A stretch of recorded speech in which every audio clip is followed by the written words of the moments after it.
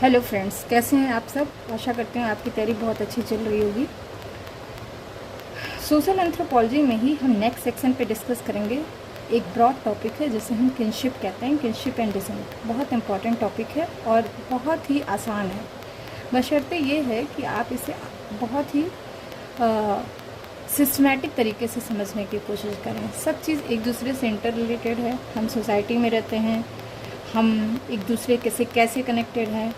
वही लड़का वही लड़की होते हैं, हम हर एक को अलग अलग नाम से कैसे पुकारते हैं।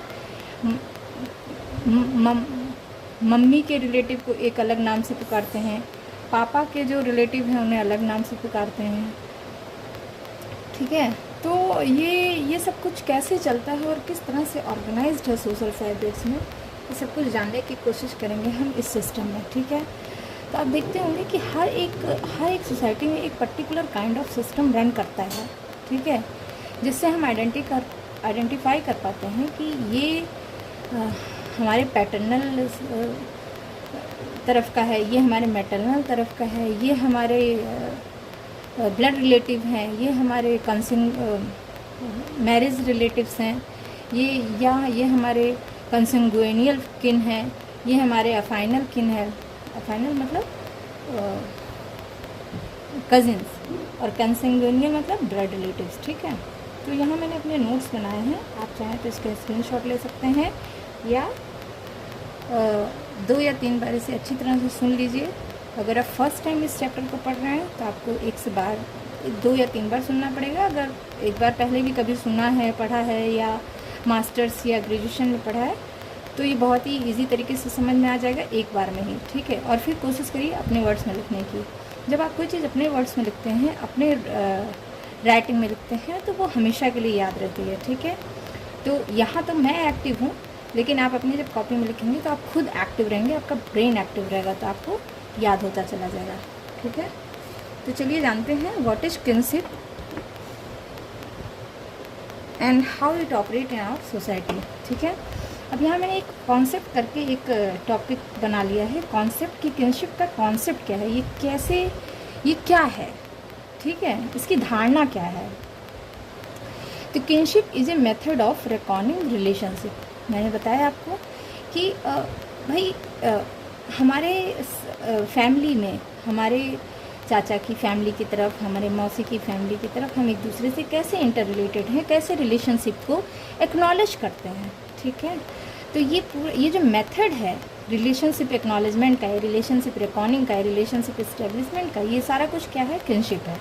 ठीक है, in any society every normal adult individual belong to 2 different nuclear family. In any society every normal adult individual belong to 2 different nuclear society. ठीक है, न्यूक्लियर फैमिलीज। एक तो वो family in which he was born and reared. ये आप family वाला जब video देखेंगे उसमें आपने देखा होगा कि फैमिली कैसे बनती है और फैमिली के क्या टाइप हैं, या फैमिली को कैसे डिस्टिंग्विश करते हैं, तो उसमें आपने देखा होगा। ये सारी बातें मैंने पहले भी बताई हैं, लेकिन अब किनशिप समझने के लिए इसको फिर से समझते हैं कि जैसे मान लीजिए मैं हूँ या आप हैं। ठीक है, तो एक तो आप वो जिस फैमिली में you are born and reared is called family of orientation. इसको हम क्या कह देते हैं, फैमिली ऑफ ओरिएंटेशन। ठीक है, जिसमें आप पैदा होते हैं और बड़े होते हैं। The other family to which you और मी, या ईगो, जिसके थ्रू हम किनशिप डिटरमाइन करने जा रहे हैं, उसकी हम बात कर रहे हैं।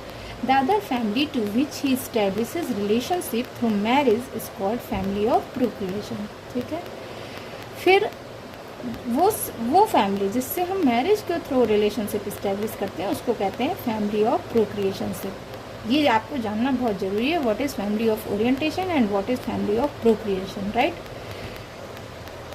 This universal fact of individual membership in 2 nuclear families give rise to kinship system. यही सारा जो यूनिवर्सल फैक्ट है इंडिविजुअल मेंबरशिप का 2 न्यूक्लियर फैमिली के बीच में कैसे वो ताना बाना बुना हुआ है उसके चारों तरफ, इसी को हम कहते हैं किनशिप सिस्टम। ठीक है, अब थोड़ा सा डिफाइन कर लेते हैं ये सारा कुछ समझने के बाद कि a kinship system is neither a social group not does it correspond to an organised aggregation of individuals.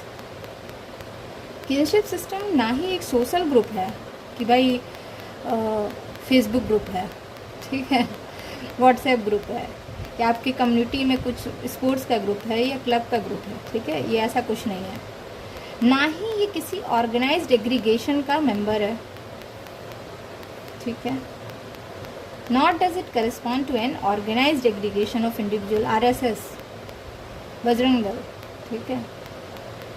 तो किनशिप सिस्टम इसमें से कुछ नहीं है। इट इज़ मेयरली, एक्चुअली क्या है, the name implies a structured system of different relationship where individuals are bound together by complex interlocking and ramifying ties. बल्कि ये कुछ नहीं है, ये जैसे नाम से आपको इम्प्लाइज हो रहा है कि ये स्ट्रक्चर्ड सिस्टम है। किस चीज़ का? डिफरेंट रिलेशनशिप का। डिफरेंट रिलेशनशिप का एक स्ट्रक्चर्ड सिस्टम है जहाँ लोग एक दूसरे से बहुत कॉम्प्लेक्स इंटरलॉकिंग और रेमिफाइंग में एक ब्रांच से दूसरे ब्रांच, दूसरा ब्रांच से तीन ब्रांच निकला हुआ, चार ब्रांच निकला हुआ, इस तरह से वो एक कॉम्प्लेक्स इंटरलॉकिंग टाइज के थ्रू बधे होते हैं। तो ये सारा कुछ सिस्टम क्या कहलाता है? किनशिप। समझ आ गई बात? तो किनशिप क्या है कि किनशिप एक स्ट्रक्चर्ड सिस्टम है ऑफ डिफरेंट रिलेशनशिप का, जहाँ where individuals are bound together by complex interlocking and ramifying ties, ठीक है। अब कहाँ से शुरू करते हैं इसको समझना? The point of departure for the analysis of kinship is nuclear family. ये पॉइंट जानने वाली बात है कि हम शुरू करते हैं किनशिप के एनालिसिस करना कहाँ से? न्यूक्लियर फैमिली से। न्यूक्लियर फैमिली हमारा पॉइंट होता है, because each and every individual is trained in matrix of family. Every individual कहाँ ट्रेंड होता है? फैमिली के मैट्रिक्स में।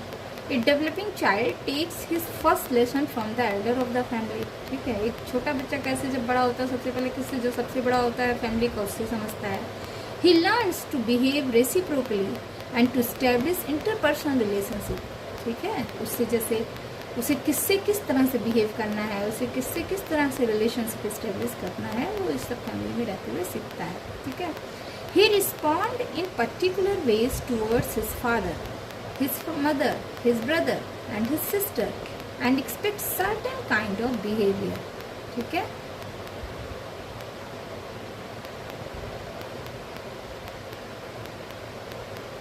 मेंबर के प्रति उसका जो बिहेवियर होगा एक सर्टेन काइंड का होगा, एक निश्चित तरीके का होगा, ठीक है। His responses remain individualised at first. उसका जो रिस्पॉन्स होगा पहले तो उसका इंडिविजुअलाइज रिस्पॉन्स होगा, वो जिस तरह से करना चाहे वैसे करेगा, but gradually gate modified in course of time. लेकिन वो धीरे धीरे समय के हिसाब से मॉडिफाई होता चला जाएगा। The personality type is thus moulded as per the expectation of society, ठीक है। जैसे जैसे सोसाइटी में एक्सपेक्टेशन जिस तरह से बढ़ता जाएगा, जैसे जैसे होता जाएगा, उसी तरह से वो ट्रांसफॉर्म होता चला जाएगा, ठीक है। सारा पर्सनैलिटी और relationship. A man becomes acquainted with traditional norms and values of society into which he has born and promote himself as a member of the particular society and culture, ठीक है। जिस सोसाइटी में आप born होते हैं उसकी traditional norms और values को आप धारण करते हैं और उसी तरह से बड़े होते हैं और आप प्रमोट करते हैं खुद को as a particular member of that society, ठीक है। समझ में आ रही बात? अब एक पॉइंट यहाँ इम्पॉर्टेंट है जिससे आप लिख सकते हैं ये साथ साथ, study of kinship is very useful. अच्छा, पढ़ते इसको क्यों हैं, क्यों स्टडी करते हैं, ये जानना सबसे इम्पॉर्टेंट है। तो वही बात मैंने लिखी है कि study of kinship is very useful for understanding the element of social organization as they serve the mechanism of organizing social activities and coordinating social relations either in a limited sector or of social life or in relation of all social interest। आगे हम इसके function भी पढ़ेंगे, लेकिन अभी ऐसे देख लेते हैं कि क्यों यूज़फुल है इसे पढ़ना या समझना। ये क्या करता है कि जो सोशल ऑर्गेनाइजेशन है हमारा जो सोशल ऑर्गेनाइजेशन है, इसके एलिमेंट को समझते हैं हम इसके थ्रू, जिससे हमें एक मैकेनिज़्म समझ में आती है कि सारी एक्टिविटीज़ किस मैकेनिज़्म के थ्रू हमारे ऑर्गेनाइजेशन में सर्व हो रही है, और साथ साथ हमारा जो सोशल रिलेशन है वो कैसे कोऑर्डिनेटेड वे में रन कर रहा है। ठीक है, जैसे हम अपनी फैमिली में किस तरह होते हैं, फिर हम जाते हैं अपनी सोसाइटी में किस तरह से बिहेव करते हैं, किस तरह से अपनी इंडिविजुअलिटी मेंटेन करते हैं, फिर हम कहीं और जाते हैं सोसाइटी के बाहर तो एज अ कंट्रीमैन कैसे रिप्रेजेंट करते हैं, कैसे रहते हैं। तो that is all the way कि कैसे ये सारा कुछ ऑर्गेनाइज्ड है, कैसे किस मैकेनिज़्म के थ्रू कर रहा है, ये क्या बताता है, किनशिप की स्टडी होने से हम जान सकते हैं, स्टडी करने से हम जान सकते हैं। ठीक है, अब जो पहले पर्सन आते हैं जो इनके बारे में जिन्होंने बहुत प्रॉपरली और एलाबोरेटिव वे में बात की है, वो आते हैं रैडक्लिफ ब्राउन।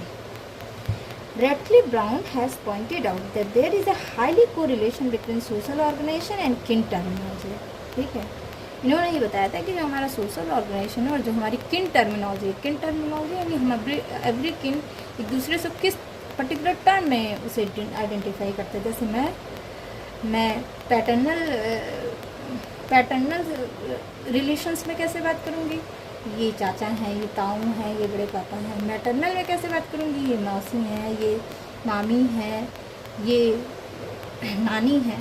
तो ये सारी चीज़ें आ सकती हैं, मामा हैं। ठीक है, तो सबसे पहले रैडक्लिफ ब्राउन ने ये बताया कि there is a relationship, there is a correlation between social organisation and kin terminology. अब एक और साइंटिस्ट आते हैं, सोशल एंथ्रोपोलॉजिस्ट WHR राइवर। मैं आपको दिख रहा होगा, स्पेलिंग में बता देती हूँ, RIVERS, राइवर्स।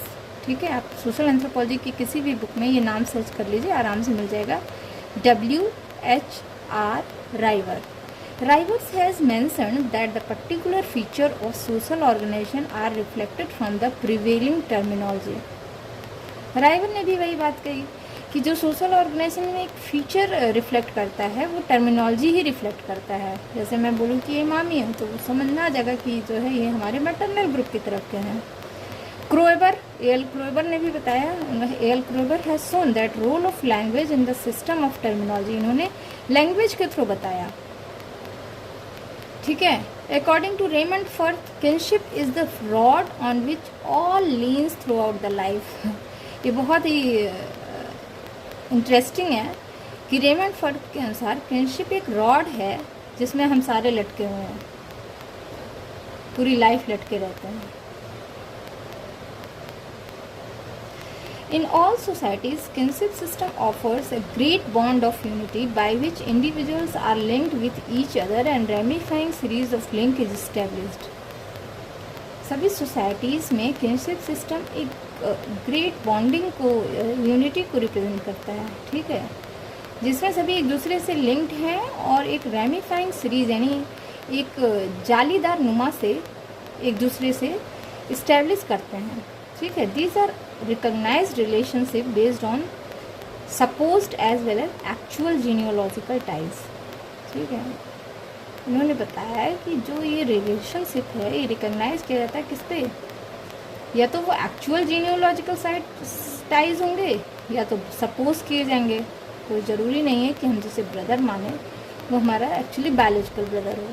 ठीक है, तो वही बात है कि जो जीनियोलॉजिकल टाइज हैं या जीनियोलॉजिकली, कोई ज़रूरी नहीं है कि हम एक्चुअल जीनियोलॉजिकल टाइज के थ्रू बॉन्ड करें हैं या सपोज एक अनरियल टाइप से बॉन्डिंग है। ठीक है, तो ये हो गया कि what is this kinship system. Kinship system का क्या मतलब है, अलग अलग ऑथर्स ने किस तरह से किनशिप सिस्टम को बताया, ये मैंने बताया आपको। कॉन्सेप्ट्स क्या है किनशिप सिस्टम का। ठीक है, that is all about the today's video.